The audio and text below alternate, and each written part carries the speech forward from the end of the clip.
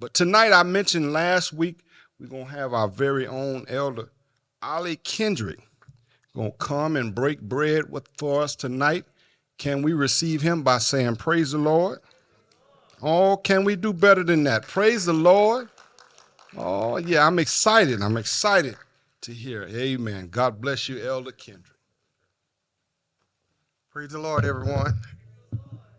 I'd like to give honor to God, my pastor, who is in the building. Can we say amen?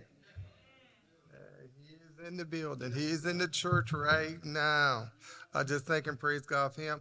And also for his wife, Sister Anderson, who is not here, Sister Sally Anderson. And I just want to thank and just praise them that they are giving me this opportunity to share their platform with them. And I take it not lightly because everyone don't share their platform. And I just thank and praise God for that. And I remember last week, well, a couple of weeks ago, he said that we will be helping him. And last week, he came to me. And I have no problem with that. I have learned not to have stuff stored up because when I get myself in the way, a whole lot of stuff comes on. So as he began to talk to me and tell me that he wanted me to come, he didn't give me a thing. I usually ask him, but I believe this is God. I really do believe it's God, and we're going to keep it short, even though it's something. When we was over on Bay Street, I believe I did this one, but I did it in a different way, but God been dealing with me in another way. Yes, sir. And I want to go with it, and I think we can get this done. I'm going to try to stay right here, but if I feel it, I might walk some. But y'all know how I get sometimes. I try to stay in one place, but you know how it is. And it's just, and I promise you we're not going to be here, and it's for the ones that are here. So I don't worry about who is not here. I just go head on with it. And I give the title of it out. The title is When Angels Speaks. When Angels Speak. And I believe when we was over on Bay Street, we're going to use the same text coming from the book of Luke. The book of Luke, it was written by Dr. Luke, the Greek physician who was great. And when you, and this is me, because they're trying to get me to get into stuff with literature and stuff now in class. You know, I'm a history person, but they're trying to get me with literature. But when you read this and you look at the words in Greek, I promise you it's so beautiful to look at it. It's just beautiful. And I love the way that he wrote this here. And we're going to come at it in another way. Y'all stay with me. We're talking about when angels speak. We're getting ready to go on a fast today. We're getting tonight. And we're going to look for angels. Have anyone out here ever had an encounter with an angel? Have anyone ever had an encounter? You know? And we're going to look at that. We're going to look at that. And Luke, if you could read this in the Greek when this happened in the second chapter of Luke, and that's the only chapter we're going to deal with. In the second chapter of Luke, when he deals with it, the beautiful language that's in there, and we're just going to look at it. The outline of it. In the second chapter, everyone knows what's going on. We're just getting through with Christmas. Excuse me if I'm late. I'll catch up later. Okay, this is the Christmas story. He talks about the Christmas story, and he do it from a way that you and I can look at it in more than one way, because Luke was a Gentile. I don't hear no amen, but he was a Gentile. He was the only gospel writer that was not a Jew. Or was not a Israelite, or however you want, whoever I'm talking to. Some people don't like us to separate them like that. But Luke was not one. He was not one. He was called the great physician. And he wrote, oh my God, since I've been getting up in literature, it's just so beautiful, just the way that it is seen. You know, in the first, when it comes into the first chapter of the book of Luke, he gives all about, and I'm not going to go deep into the history because I want to get to the angels, but he talks about the centurion, about Caesar, Augusta. He talks about the centurion. He talks about Syria. He talks about all of those towns that give us an outline or give us a place where this great birth was getting ready to take place. And it's still there. You know, I get crazy. Y'all know me. I like to go and I like to go find things. Because where they was going, you know, Caesar Augusta, why was he doing this? He needed money for his army because he was planning on taking over another country and he needed money. So he had all the people to go to where they was born. And Mary and Joseph had to go to Bethlehem. I'm getting a little ahead of myself. Can I come back to that in a minute? Because before they got ready to go and doing this here, it was this 13-year-old girl that was in the field playing, haven't known anyone. And let me tell you how it works so people won't get complicated. At her birth, she was promised to Joseph. So they was engaged. They was engaged from birth till they got about 11 or 12. Then the betrothal happened. And that's when Joseph, because he was engaged to her all his life, and this is, read Jewish history. We talk about the Jewish study Bible and stuff. Let's look at it. They was engaged from birth, and then they was betrothed. And so Joseph had to prove himself to the village, to Nazareth. And we're going to look at that. I'm going real fast. He had to prove himself, so he began to get everything ready for his 13-year-old bride. And I'm on that 13-year-old because we got young people in this church that's up here giving, lifting their offering and doing all this stuff. That's not out of order because they've been doing it all the time. Okay, and this 13, and he got the patrol, you know, he was getting ready to get married to her. He was proving himself into a city of Nazareth. And do a little history on that Nazareth. Wasn't nothing in Nazareth. But to find Mary there, a virgin, in the city of Nazareth, that's the miracle right there. Because Nazareth wasn't that kind of city. That's where all of the red light people live. And I leave it like that. And all of the other people. But God went to Nazareth. Right in that story, you see how beautiful that is? In the midst of everything, saints, we can, no matter what's going on, we as saints of God can make it. In the city like Nazareth, what you all read the scripture, what say, is anything good ever come out of Nazareth?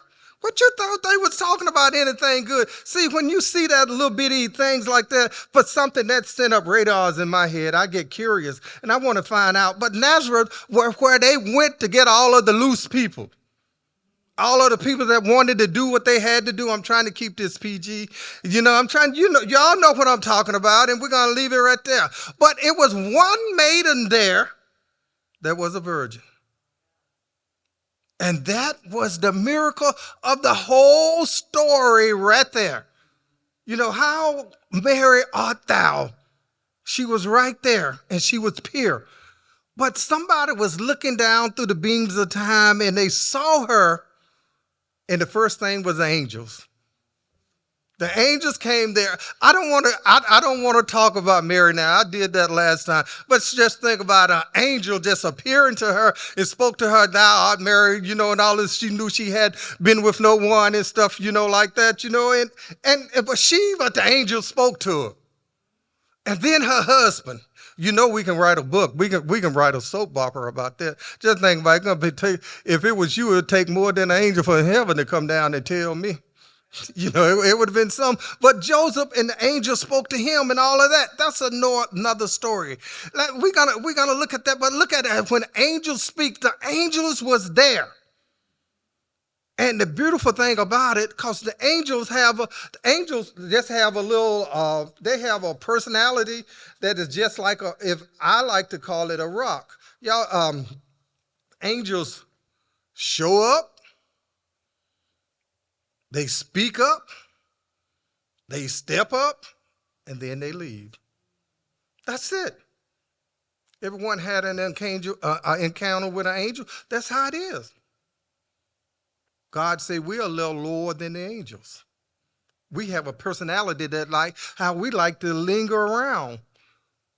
They was worse than Mr. Spock. They show up, they speak up, they step up, and then they're gone. So when you hear, and I'm not picking up nobody, and I'm watching my time, when you hear people talking about this angel came, one wrestled with David all night, but he had to step up to do something because Jacob was a little hard-headed. That's another story and another time. But basically when they're there, I'm not saying sometimes they can stay all night and sometimes they won't. It is the level of your comfort of what you need. But they was there. But that's the personality of an angel. But the miracle thing that I like to see in the beautiful of the language, what they was talking about in that in the book of Luke, when he said, before the glory of the Lord, verse 11, it said, unto you in the city of David, which is Christ the Lord, unto you is born in the city of David, Christ the Lord. Look at the people who he came to. He came to the shepherds. To the shepherds. Let me tell you, in the original Greek, can I go there just a little bit, just for a minute? The word is called a betterment. And they have betterments in Israel now. I didn't know that until last week when I started looking at it. Even with all of those bombs, they still have shepherds out by the side of the road who are doing their attending the flocks, attending the sheep. Those are jobs like, I know in Mississippi, we used to call it the Drake stand. I don't know what they call it here. With people who can't find a job, that's where they at. These betterments was there. And they was people with no names, be honest. No one know who they are. You come in, you get hired for that day. You get they give us this day our daily bread. They still doing it in Israel and over in that land. And they work, they keep your sheep, they keep your car, whatever. They're called betterments. And that's how they describe them. Those men that was very... That was the men that was didn't have nothing, somebody who wasn't nothing. But look who came to them. Angels. What they call it, Creole Christo, El Creole Christo in the Greek, which means the glory of the Lord. It showed around upon a group of dirty, stinking men out in the world. The glory of the Lord. The angel showed up. Pastor, can I use my imagination a minute? Just think, you out there in the dark, and they say the glory of the Lord came down. In other words, it got bright, and at first it was an angel about, I'm going to be modest and say about 12 feet tall. He was taller than Shaq. And he stood there. What was the first thing he said? Fear not. That's what the angel said. Fear not. In other words, don't be scared. Unto you this day a Savior. And I'm going to say something, and y'all might get sex and think I'm sexist at this. We always say it was a woman that first carried the word back. It was these men. We'll look at that. These dirty men, people like you and me. Let's see how beautiful it was. It was these beautiful men. I mean, these beautiful angels coming to these dirty men in this field, and they spoke. Fear not. Fear not. For behold, unto you today a Savior is being born. I learned that in the Greek, but right now I can't say it right now. But when you read it, it was so beautiful, how the glory of the God and how the lights that shine are down upon them. And in the midst of all of the talking, they began to tell them and read the story. This is something for us to start off when we on our fast read it. It say millions of them, a host of angels. God did not put a number, a host of angels. And my mind went to working with me. Can I let you tell me how it was working with me? It said it was a whole host of angels right there. After they made their announcement, they began to sing to these dirty people, to the people nobody wanted. They began to talk to them. And my mind began to work like that. Look at all of these angels talking to this dirty man. And I began to think, I can't remember which book it was. It said that when there was a fight in heaven, a third of them died. They didn't die, they was cast down. But there's 2/3 there. So there was a group of angels singing, 6 feet tall, sing. Just think about how the voice was going. And they outnumbered all of the other ones were there. All of the other fallen angels, 2-1. And I began to think about that. And then I look at this group singing, and then what in the book of Isaiah, it said there was some up in heaven singing. In Revelation, they're singing. See how many angels there is. It's an angel. I know someone's going to challenge me on this end, but I will find it if I'm wrong, and I will apologize. Every one of us has an angel. But look at this miracle. Well, angels can't produce an angel. It's never going to be no more. It's never going to be no less. But it's one for you. And it's one for me. And when I began to think about that, I began to think about the El Shaddai God, the all-powerful God.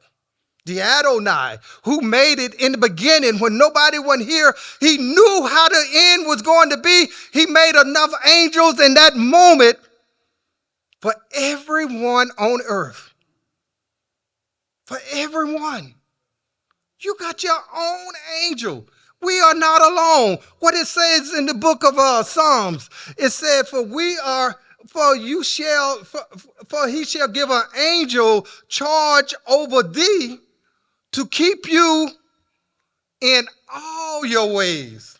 Not some, in all your ways. One angel is there. Listen to me. When I would do right, and when I wanted to do right, I wanted to do wrong. And when I couldn't do right, I might be saying it all mixed up, but y'all get to your angel is right there. He's right there. You don't have to worry about me trying to look at you or worry about the pastor losing sleep to find out what you're doing over there in the corner. And I'm not going there. I'm not in a pastoral position right now. But you ain't got to worry about us doing that. Because that angel is watching over you in all your ways. In all your ways. In your good and in your bad. He's right there. I remember, if y'all can let me digest, I remember when I was in Ohio, I had to go preach somewhere in Chester Hill, Ohio. It's on the map. And it was a PAW church. His name is Pastor Junior Ray Walker. His first name is Junior Ray Walker. It's a little church in Chester Hill. He had a few members and stuff. Me and Sister Virginia, we was going, and all of a sudden, I had a flat in the middle of the street. And coming the other way, a lady in a car. Oh, my God, that did something to me, because I was taught all angels were men. A lady in a car stopped and said, hey, and she knew Virginia. Hey, come on, I know you. Let me take you. You get someone to get this tire fixed and stuff like that. And here we are getting ready to go to church. We got in the car with this lady who I didn't know, and I thought Virginia knew. And she took us into a place called Barlow, Ohio. We got a tire. I was $7 and some change short, and she gave us the money. And the man in the car, at the store, came back with us, because I don't know how to, anyone know me, no, I don't know how to fix no tie. Stopped the car, helped us put the tie on, and he got in the car with the lady, and before we got ready to go, we didn't have a chance to thank her or nothing like that, and they went on, and we went on to the revival. Came back and haven't seen that gas station yet. Haven't seen that car or nobody yet. I remember what they look like, but the whole gas station is gone. So let me tell you something about an angel. An angel got that kind of power too. Can put a building with everything you need in the middle of nowhere and fix your tire. Only have a tire for your car, your size. Come back, put it on, and you go on about your business. I say an angel will show up, it will step up, it will speak up, and then they're gone. That's the way it is. We're getting back to the story, but we're going on this fast. Let's call down our angels on this church. Call down all angels in this place, and let's fill it with the glory of God. When the angels come in, what they say in Isaiah, when he looked up and he saw the angels high, the angels was up there, they was dancing and they was just waving their wings and doing everything. That can be in here. When the angels come in here, just think about people's what being saved. And that's what we want over here. We want saved peoples over here. And the angels are keeping us for this month and this day and this time. Who believe they can have an angel experience this time? In the next 21 days, God can give everyone in here an angel speaking. I know I got one. And I look for him. I look for him to show up every Sunday. You shall look up one. I'm teaching. I'm not preaching, Pastor. I promise you. But I just kind of, when he was giving me this about the angels, who they are and how miraculous they are. What someone penned one time, that it was more angels than the stars in the sky. Just think about that. It's one up there, got your name on it. It got your name on it. Got my name on it. And let's look for our angels to come down. Let's look for miracles. Not only can angels do that, when they are in the room with you, when you are sick, sometimes you don't have time for the pastor. You look at your angel, because an angel can be somewhere faster than a car, faster than a jet. They can get there. They're not like us. They're here for a time. They're here for a purpose. They're here for a place. And when we call on them, they are there for us. God knew what he was doing when he made the angels. He knew what he was doing.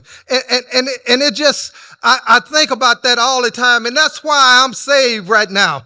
Because I don't worry, and I know I'm going around in circles. I don't worry about what's going on over there, because I know I have to be saved. You can say what you want to say about me, but as long as God knows, I'm going to keep on shouting. I'm going to keep on running, and I'm going to keep on moving, because I know God has my back and he's on my side.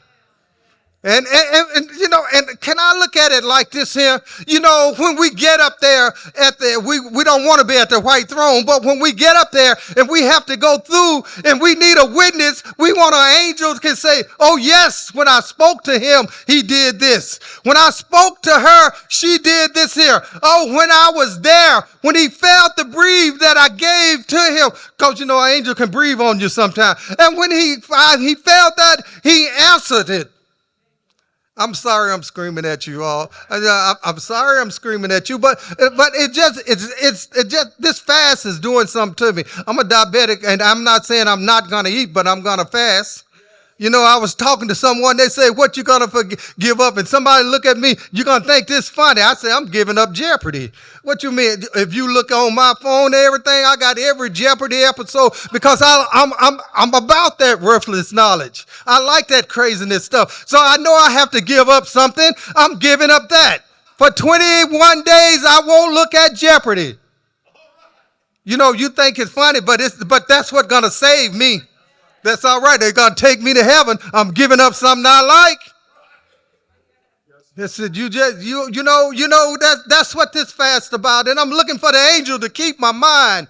Even though when it get mad and I feel like I just got to look at this thing on the computer. I might have to leave the computer at home. But if I don't, I'm gonna make it through. On day 21, I bet you I'll be able to say I made it. If someone else shout through here, I bet you I'll get on the shouting train with them.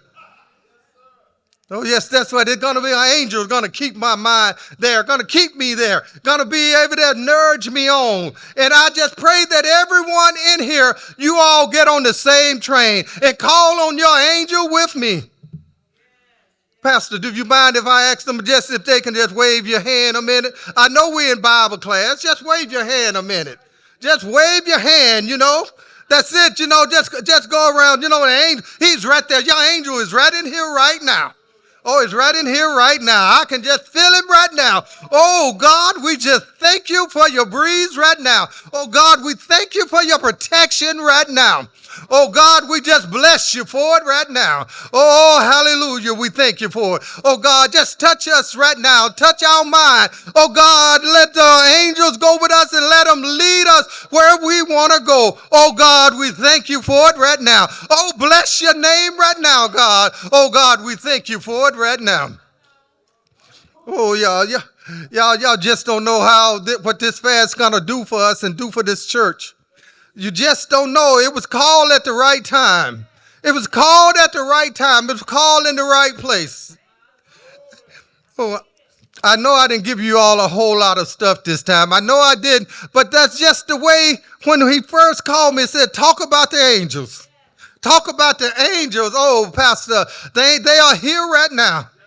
They are here right now. We say, God, let your angel come in and just touch them right now. Let them go up and down the aisles right now. Anoint this floor. Anoint every chair in here, God. Oh, God, look in their life right now, God. Anoint their life. Let them see the end, what it's going to be. Give them a little encouragement as they go on this fast right now. Oh, God, just touch right now, God. We believe you can do it. Oh, right now, Jesus, we know you can do it. Oh, God, let your angels encamp around us right now, God. Oh, let it go in every car as they go. Oh, God, let it be in every home in this church, God. Oh, God, touch those children right now. Oh, God, we thank you for it right now. Oh, God, just bless your name right now. Oh, God, we thank you for doing it right now. Oh, God, we thank you. I'm getting ready to close. I'm going to try to close this here. But it just look when the angels showed up and talked to these shepherds. He talked to them. And what was the commandment they did? Read the story. Check me out if you want to. I want you to check me out. The angels went back and they told everyone that they came in contact with about a Christ child. You want to know how I know? Because when the word got out to Herod, he said, he didn't say killed every newborn child. He didn't know how long they had been out there. He wanted every child from age 0 to 13. See, that's how we know the word get out. Let this word get out so deep and so far that every house in this neighborhood, every house in your neighborhood will have a word in a house that you put out. You as the Greek word, a betterman. We can be the good shepherd, be the betterman, what they call it. I'm saying it in broken Greek now, but just put it, let the betterman get out there and do it. Let the ones who can't go out and the one who don't have a car, the one who don't have nothing, the one who don't have this and don't have that, let us be the one that put it out there.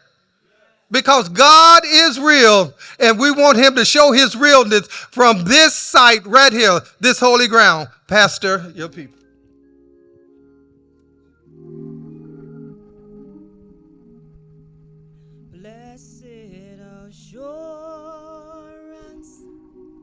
Jesus is mine. Oh, what a foretaste of glory divine, heir of salvation, purchase of God, born of his His Spirit